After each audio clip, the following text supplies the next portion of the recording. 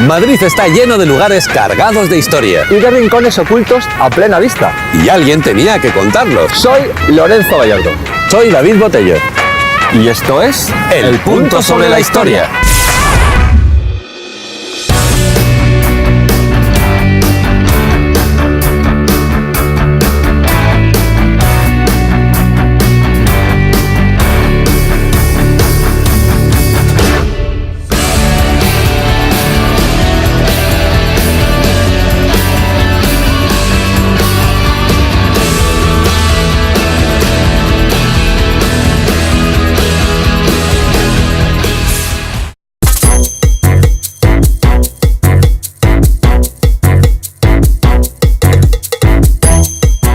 La ruta de hoy atraviesa el barrio de Chueca en horizontal, en vertical, en perpendicular y en bicicleta. Ese señor que tenemos detrás es Alonso Martínez, gran jurista y político, mano derecha, atención, de Isabel II y su pequeñín Alfonso XII. Si tiene una plaza y una estatua con un tocho en forma de libraco en las manos, es porque se empeñó en sacar nuestro primer código civil y lo sacó.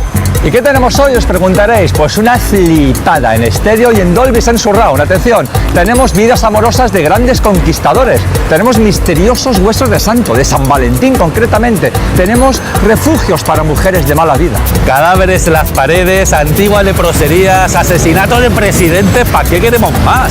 Y ya que somos el punto sobre la historia, arrancamos en un museo de historia, el Museo Municipal. Allí nos espera Luis García Gómez, de Pasea por Madrid.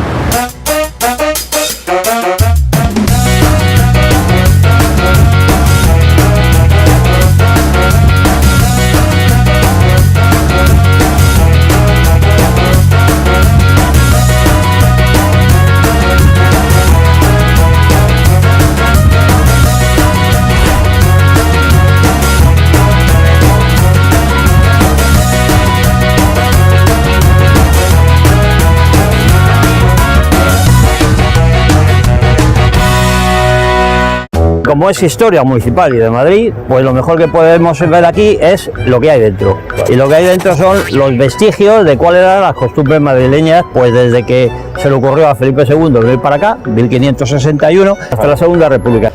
Lo más bonito que tiene esto es la maqueta de Gil de Palacios. La maqueta de Gil de Palacios cuenta cómo era Madrid en el 1830. O sea, todo lo que cuenta Mesoneros Romanos es esa maqueta. Tiene cerca de 20 metros cuadrados. Está hecha en madera de chopo, dura, eso no se rompe. Es preciosa.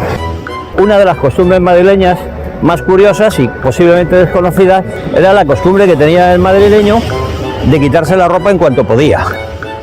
El pelote era una prenda de vestir de piel, de ahí viene lo de pelote, era un pequeño vestido de piel que utilizabas un poco para moverte por casa. El despelote es cuando se la quitaban, lógicamente. Claro. El cuadrito este es un cuadro muy simpático de Félix Castelo o Castello, el hombre filmaba de las dos maneras y cuenta cómo era la noche de San Juan. ¿Cómo era la noche de San Juan? Juerga. La gente tenía la costumbre de ir allí a bañarse en el Manzanares. No se había inventado el bikini, no se había inventado el traje de baño, entonces se bañaban desnudos. Y luego esto atraía a un montón de gente más a verlos.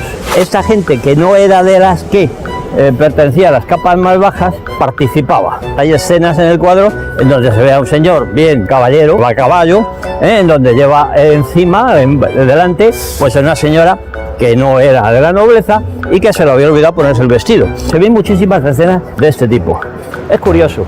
La historia es un punto, el punto sobre la historia.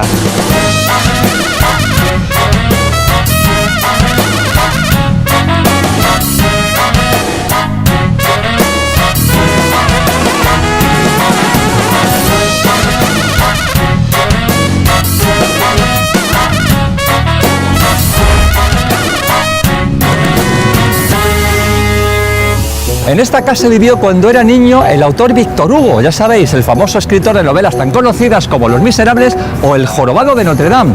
Vivía en el Palacio Mascherano, un edificio que el rey José Bonaparte desahució a sus dueños y se lo regaló a su general favorito, Leopold Hugo. Pues bien, un buen día la señora Hugo y sus 3 hijos huguitos se presentaron después de un viaje interminable por la España de la Guerra de la Independencia, se presentaron aquí, sin avisar. Claro, al general esto le pareció medio regular, porque no os lo perdáis, estaba aquí viviendo con su amante, una napolitana, o sea, una señora rellena de chocolate, podríamos decir. Bien, se enfadó tanto que hasta le pidió el divorcio. Pepe Botella no quería escándalos en la corte, ya bastante tenía con lo que tenía. Así que, de buen rollo, le dijo: mira, Leopold, o arregla las cosas con tu señora o te mando a París a que le des explicaciones al mismísimo Napoleón. Así que, como os podéis imaginar, fue mano de santo. La cosa se arregló en un pispás y fueron felices y comieron perdices. Las obras posteriores de Víctor Hugo están llenas de referencias y de recuerdos a esta etapa infantil aquí en Madrid. Él recuerda los franceses desfilando por las calles, las monjas de la Hortaleza y sobre todo las corridas de toros. Cuando logramos echar a los franceses, Víctor Hugo y toda su familia hicieron el petate y se volvieron a París. Que yo me pregunto, Lorenzo, ¿qué habría pasado con Víctor Hugo si se hubiese quedado aquí? ¿Qué hubiese escrito? Pues si hubiese escrito obras aquí en España, Quasimodo se hubiera llamado, que te digo yo, Cañizares, y el jorobado de Notre Dame, pues igual hubiera sido el... Venga, vamos a decir fastidiado, por no hacer daño a nadie. Y ahora, Lorenzo, te voy a llevar a la antigua calle del Turco, que te voy a presentar a Paco Pérez Avellán, que vas a flipar con lo que nos cuenta del asesinato de Prim. Pues vámonos. La historia es un punto. El punto sobre la historia.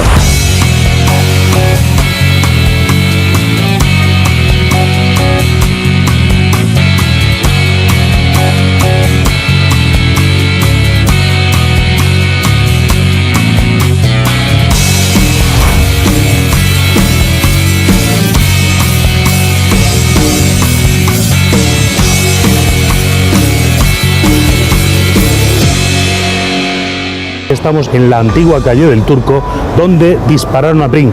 Juan Prim es una persona desgraciadamente hoy olvidada, un gran español, un gran catalán, un magnífico general, un héroe que murió en un atentado terrible, muy bien organizado, tanto la preparación anterior, la ejecución, como luego también el maquillaje del crimen. Vamos a ir por partes. Lo que nos han contado siempre era que a Prim, que era presidente del gobierno, le preparan una emboscada aquí, en la calle del Turco, Sí. Unos embozados le disparan y se lo llevan corriendo a su casa, que está aquí detrás, ¿no? Todo el mundo el 27 de diciembre del año 1870 sabía en Madrid que Prim iba a ser asesinado. Fue una jornada muy fría, nevaba copiosamente, eran las primeras horas de la noche. Estaba aquí un aparato, un grupo de criminales de unos 10-12 sicarios con trabucos, 2 coches para hacerle especie de sándwich y que no pudiera escapar y que fuera asesinado. Había otro dispositivo en cada uno de los itinerarios que podía coger. Por ejemplo, si iba a su casa por otra calle, también estarían esperándole en la esquina de Alcalá con Barquillo. Y también, si quería ir a cenar con la logia masónica a la que pertenecía, en la calle Cedaceros había otro tercer aparato. A pesar de todo, los sicarios fallaron y él llegó vivo al Palacio de Buenavista, donde residía, que está al lado de Cibeles. Prim no murió de los disparos, aunque quedó perfectamente inconsciente, y tampoco murió de las heridas, que hubiera muerto desangrado, pero no le dieron tiempo. Cuando está en su lecho de dolor, le apuñalaron por la espalda y finalmente fue estrangulado a lazo, probablemente por un sicario, porque no moría. ¿Y por qué digo esto? Porque hicimos un trabajo con la ciencia del siglo XXI sobre este misterio del siglo XIX, que sin ninguna duda y de forma irrefutable dice la momia de Prim, nos cuenta que finalmente Prim es acuchillado y finalmente fue estrangulado a lazo. En 3 meses intentaron matar a Prim en varias ocasiones. La policía debería haber estado vigilando debido a que estaba amenazado y fue asesinado de forma impune, porque efectivamente en todo el recorrido no hubo ningún tipo de vigilancia. Todo el mundo quería matar a Prim, porque Prim lo que quería era quitar a toda la oligarquía española, empezando por la dinastía Borbón, y luego colocar aquí a todos los que venían con Amadeo I de Saboya, a sus amigos, y ser él el que organizara absolutamente todo esto. Prim era el presidente del Consejo de Ministros y el ministro de la Guerra, de tal manera que tenía el poder legislativo y también el poder militar. Y el general Serrano era el regente, es decir, el jefe del Estado. Él envidiaba que Prim tuviera el poder efectivo. Había ahí una historia de celos, de oportunismo, de deseo de poder. Serrano ya había intentado en agosto anterior quitarle el poder a Prim, No lo había conseguido porque Prim acuarteló las tropas. ¿Quién le mató? Un sicario que le estranguló a Lazo. ¿Quién era el responsable por activa o por pasiva? El general Serrano, que era el regente y que inmediatamente fue, a partir del momento en que Prim quedó inutilizado por las balas, al Palacio de Buenavista y se hizo con todo el poder. El hecho de que tomara el poder inmediatamente, de todo lo que pasó después y la forma en la que murió Prim, le señala claramente.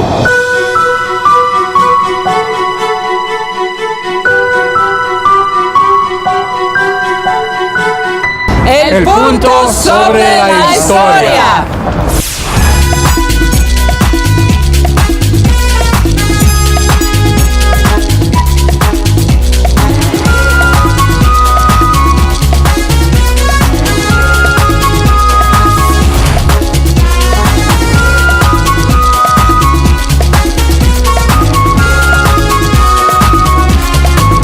Estamos en el Círculo de Bellas Artes, una institución que se fundó en tiempos de Alfonso XII gracias a la iniciativa de un puñado selecto de artistas.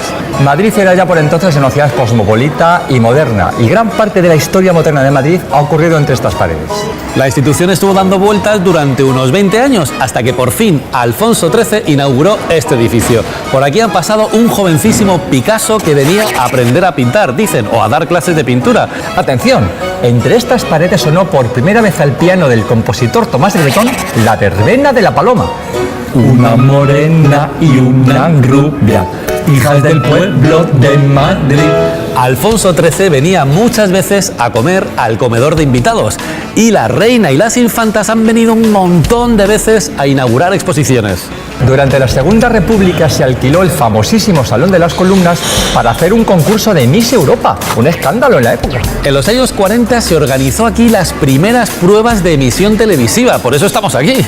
Y una vez al año se organiza durante 3 días consecutivos la lectura ininterrumpida del Quijote. Y por supuesto, sus bailes de carnaval son antológicos. Y otra cosa que no se os olvide, desde la azotea de este edificio tenéis una de las mejores vistas de Madrid. Desde finales de los años 50 protege este edificio Minerva, la diosa romana de la sabiduría y del arte. Pesa 3.000 kilos y no queráis saber lo que costó subirlo hasta allá arriba.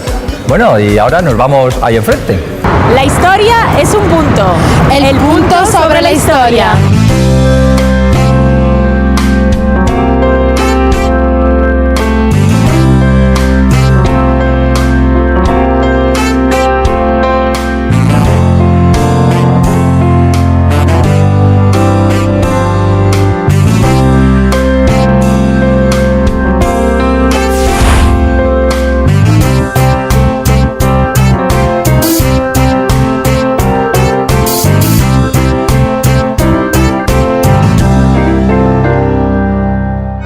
Esta es la iglesia de San José. Aquí, cuando era el convento de San Hermenegildo, cantó su primera misa Lope de Vega, recién ordenado sacerdote.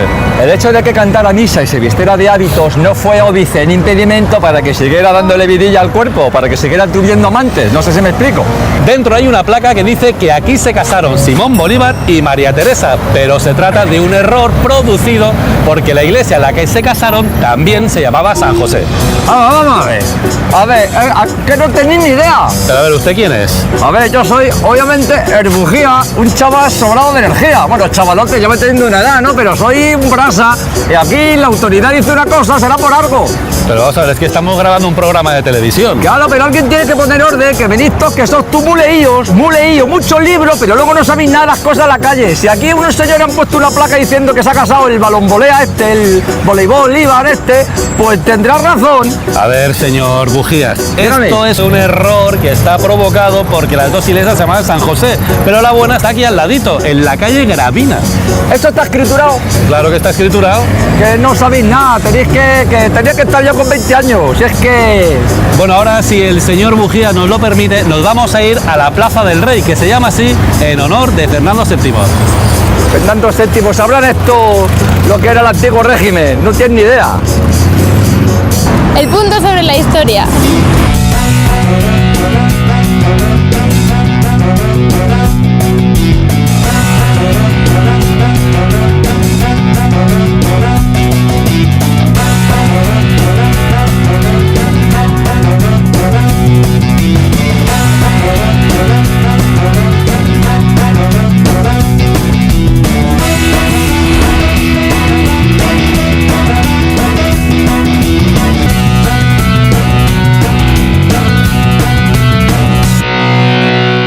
Bueno amigos, estamos en la Plaza del Rey.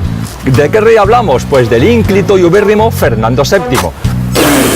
Y presidiendo la plaza, el Teniente Ruiz. Aquí el Teniente Ruiz, aquí unos amigos punteros. El Teniente Ruiz es uno de los grandes héroes del alzamiento popular contra los franceses del 2 de mayo de 1808. Ruiz estaba muy malito en la cama cuando empezaron los tiros y la movida contra los franceses y fue al Parque de Monteleón, lo que oíais en la plaza del 2 de mayo, a ayudar a las tropas. Le pegaron un tiro en el brazo, siguió luchando. Le pegaron un tiro por la espalda que le salió por el pecho y siguió luchando hasta que se desvaneció. Se lo encontraron medio muerto cuando acabó el asalto. Fue un superviviente del asalto al cuartel de Monteleón. Estaba el hombre reventado, hecho polvo y agujereado a balazos. Y a pesar de los consejos del médico y de sus amigos, se levantó para volver a la lucha. Le destinaron a Badajoz, pero no pudo llegar. Estaba tan malamente que murió por el camino. Así que este es el pequeño pero sentido homenaje del Punto sobre la Historia al Teniente Ruiz. Y ahora vamos a conocer a Rocío Córdoba de Pisa, Madrid, que hace unos paseos históricos maravillosos. La historia es un punto. El punto sobre la historia.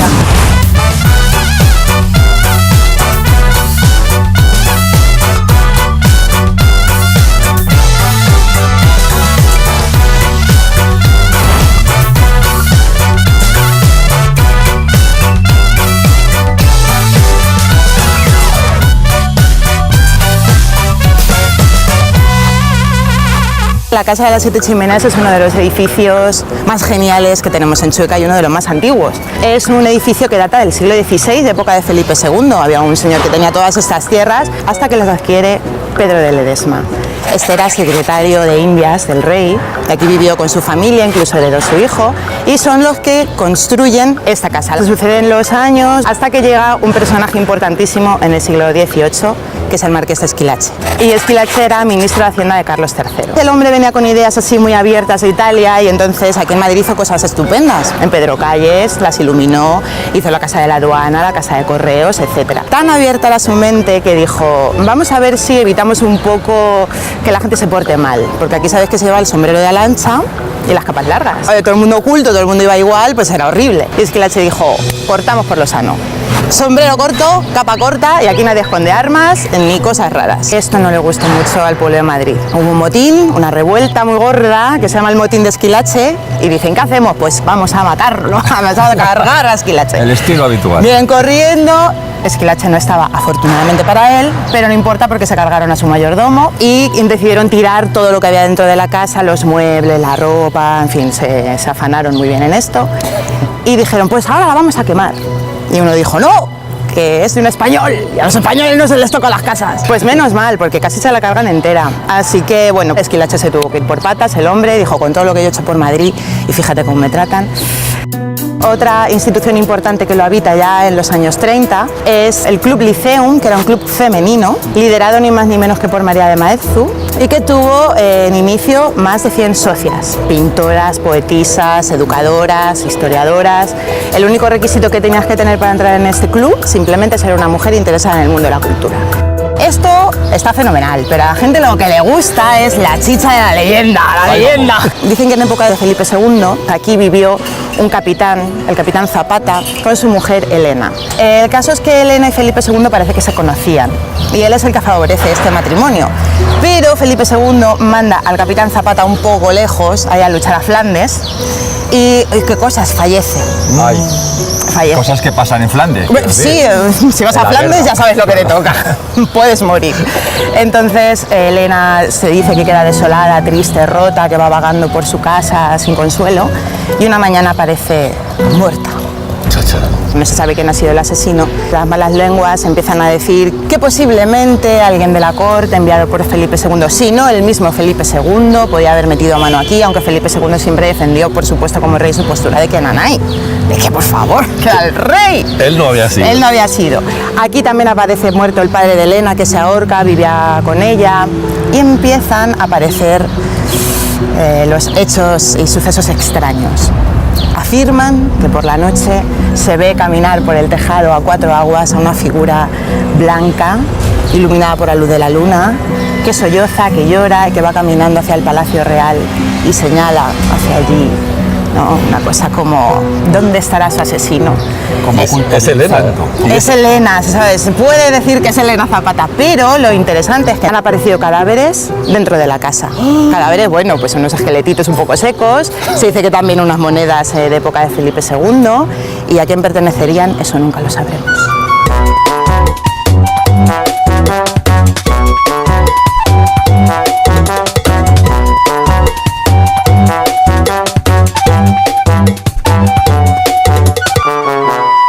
Y vamos caminando por la calle Hortaleza. Atención, porque en esta calle había antiguamente un lazareto.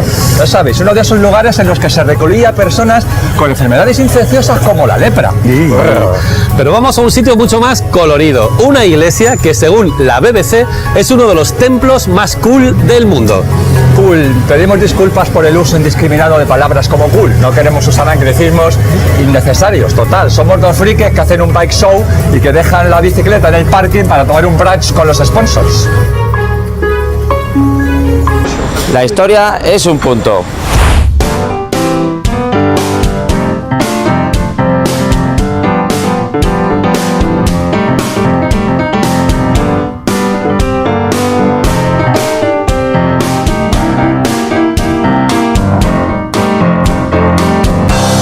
San Antón, la mítica iglesia. Aquí vienen muchos fieles para que el santo bendiga a sus animales, pero además abre las 24 horas al día, tiene wifi y te puedes tomar un cafetito. Es totally trendy.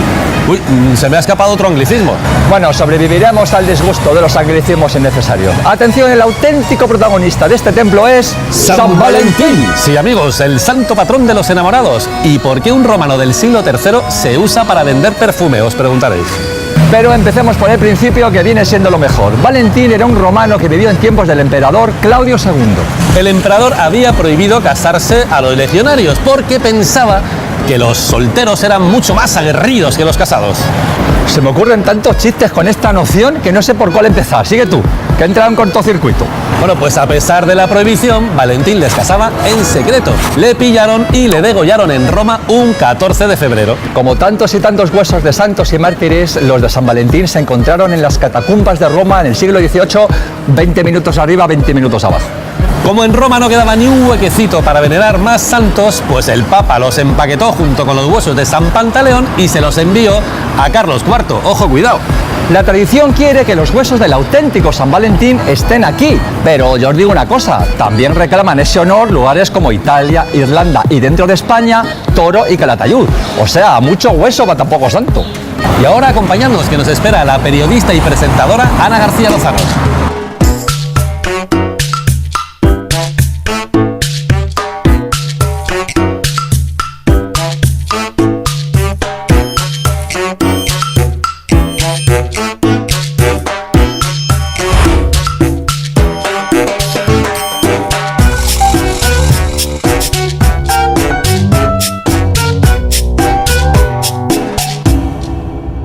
Este convento de Santa María Magdalena de la Penitencia es un convento con nombre y apellido, ¿eh? Porque aquí se rodó una de mis películas favoritas de Almodóvar, Entre tinieblas, ¿os acordáis? ¡Hombre! De Sor Rata de Callejón, Sor Víbora, Sor Perdida. Pues mira, hablando de perdidas, este convento de Santa María Magdalena de la Penitencia era conocido por el pueblo como el convento de las arrecogidas, porque era lo que hacían, recoger a las mujeres de mala vida, de vida disipada, Perdidas. a las mujeres de mal vivir, que decían entonces, ¿no?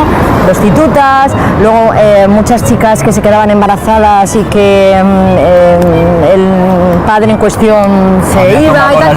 Entonces las monjas las recogían aquí y bueno, pues pasaban aquí su embarazo y lo que hiciera falta... Pobrecita, tío. Pobre. Sí, porque de aquí no salían si no era o para casarse o para convertirse en monjas. Cerró la mayoría de las mancerías, de las casas de prostitución, y luego cuando llegó Felipe V, que como venía de la corte parisina, se pensaban que iba a ser mucho más liberal, pero no. Aquí siguió RQR, montó una hermandad y luego había una especie de paso nocturno de las monjas que hacían como un paseo por las calles de Madrid a eso del atardecer. Iban de negro y lo que querían era pedir limosna, que ya sabéis que esto era importante, y alejar a los posibles usuarios de la prostitución con canciones tremendas del tipo, a ver si me acuerdo de una letra que era presto torpe pasarás de tus carnales contentos a los eternos tormentos. Claro, con eso la libido de los señores se iba a la punta del dedo gordo del pie. A principios de los 80 es cuando Almodóvar hizo aquí Entre Tinieblas, y sobre el 88 se quedó como sede de UGT. Entonces, que todos los que pasen por el número 88 de la calle de Hortaleza a partir de ahora sepan la historia de estas piedras que llevan aquí. Creo que esto se remodeló, esta fue la remodelación de finales del 19. Chula, ¿no? La historia. Hay de todo, tiene de todo. Tiene de todo. Recogías, UGT. Qué bonita palabra, recogías. Recogías, qué gustazo da decirlo.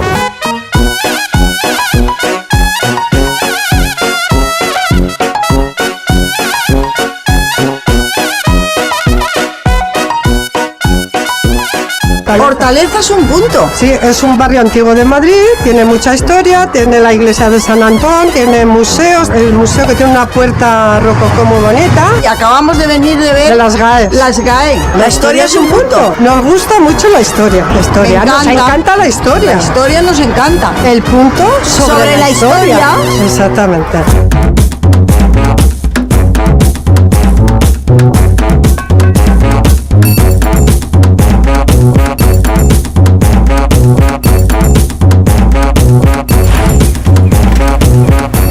Estamos en la puerta del magnífico Teatro Infanta Isabel, uno de los más antiguos y hermosos de todo Madrid. Y ahí dentro nos espera un hombre del Renacimiento, actor, hombre de teatro, productor, el gran Eduardo Aldán. Este es casi mi hábitat, ¿no? Porque yo trabajo en el teatro, soy un hombre de teatro, soy teatrero, la palabra que me encanta. Y ese teatro, que es el Teatro Infanta Isabel, que tiene una historia alucinante, es quizás de los más antiguos de Madrid, nos traslada directamente de la actualidad casi hace 100 años, que es cuando este teatro se remodeló, se restauró, y la madera está prácticamente igual, las vidrieras, con lo cual estar aquí es como estar dentro de un trocito de historia de Madrid. Pero historia oscura también de Madrid. Así. Porque te diré que aquí trabajo un montón, he hecho, aquí he producido espectáculos, he dirigido y he actuado también, y puedo decirte que en este teatro hay fantasmas. No hablo de mí, hablo de fantasmas de verdad. No, por los pasillos, por los camerinos. Sí, los teatros con historia suelen tener siempre un fantasma. Y este teatro, el Infanta Isabel, lo tiene, y de verdad que doy fe de que pasan cosas extrañas. Hay un palco en concreto, que es el palco principal, que la gente cree o siente que alguien le roza la espalda de vez en cuando. Y no quieren comprar ese palco. Antiguamente no se vendía, ¿eh?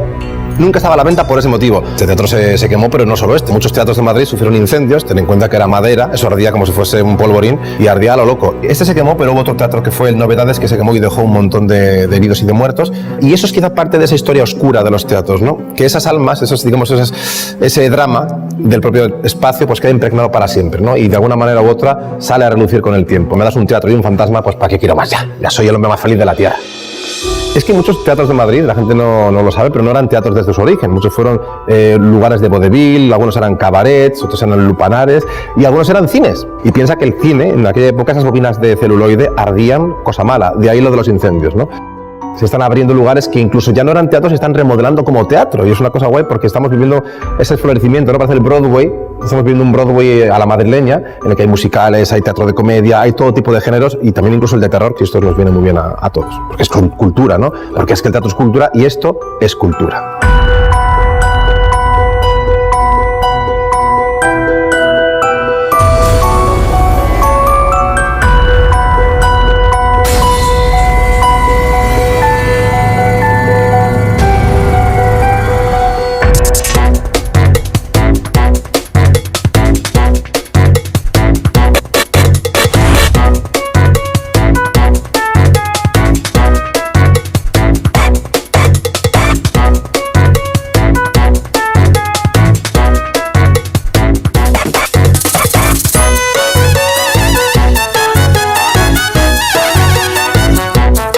Anda que no estamos a gustito ni nada aquí en Chueca, la plaza de Federico Chueca, un compositor madrileño de zarzuela gracioso y divertido. Escuchad su música porque os va a dar buen rollo, ganas de vivir.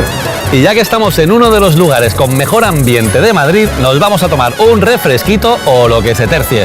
Pero esto, amigos, no da para más. Tranquilos, porque estamos preparando un programa, una ruta con famosos históricos que tienen frenillo, una locura. Os esperamos en la ruta que viene del punto sobre la historia, aquí, en Telemadrid. La historia es un punto.